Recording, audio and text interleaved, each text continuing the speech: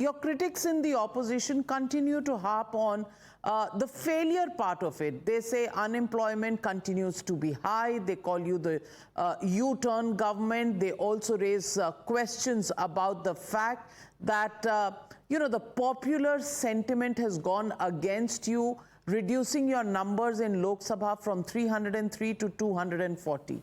What would your response to the opposition be?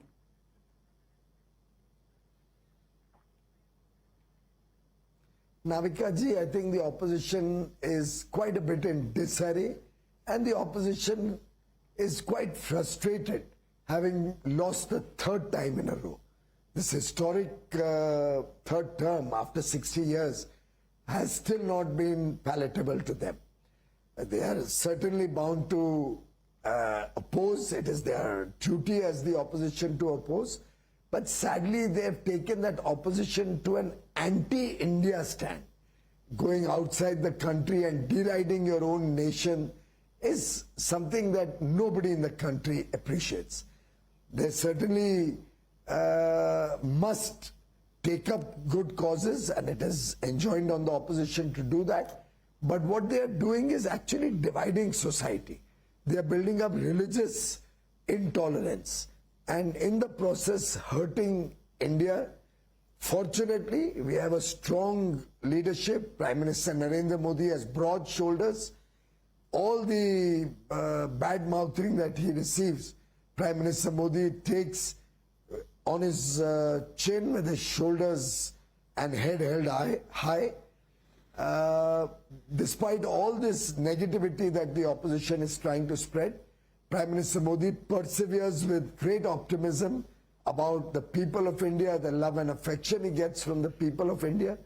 In terms of the result, let me tell you, a third term is something which in today's world, very few governments or leaders have had.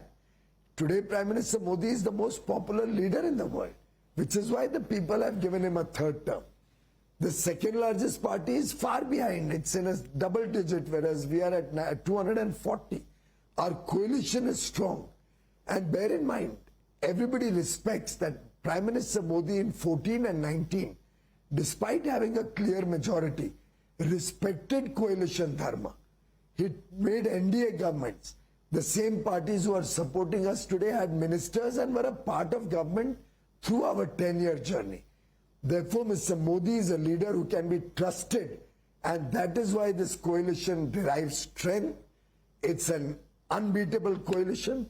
If I may say, इस कोalition का जोड़ फेविकॉल जितना मजबूत है, कोई कोशिश कर ले ये टूटने वाला नहीं, इसीलिए विपक्ष हताश हुआ है।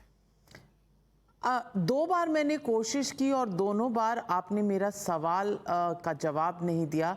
Question was on unemployment. अब if I have to quote your critics and preempt what they would say, आप भाग रहे हैं सवाल से। Sorry.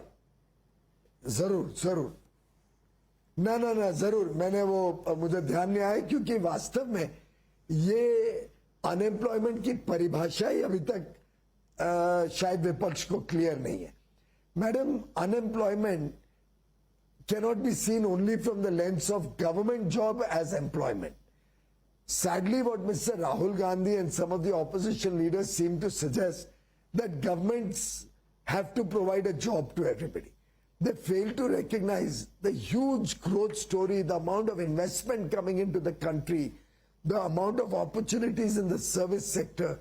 Today, Larsen and Toubro type of company says they need 45,000 people. They are unable to get people.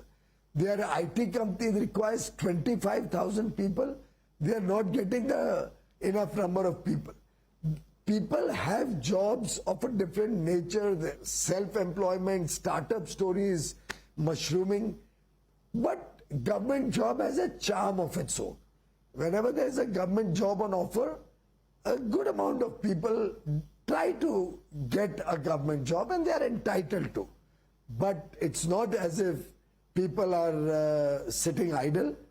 There are a few people who are only interested in government jobs, but a large part of India today is engaged in a variety of jobs. Your own cameramen, all the people in Times Now today, they are all in jobs. They are not unemployed. but it's possible that some of them may not mind applying if the Ministry of Information and Broadcasting were to take out an advertisement for a job. So I think we must understand what is real unemployment and people who are looking for a government job. That's two different stories.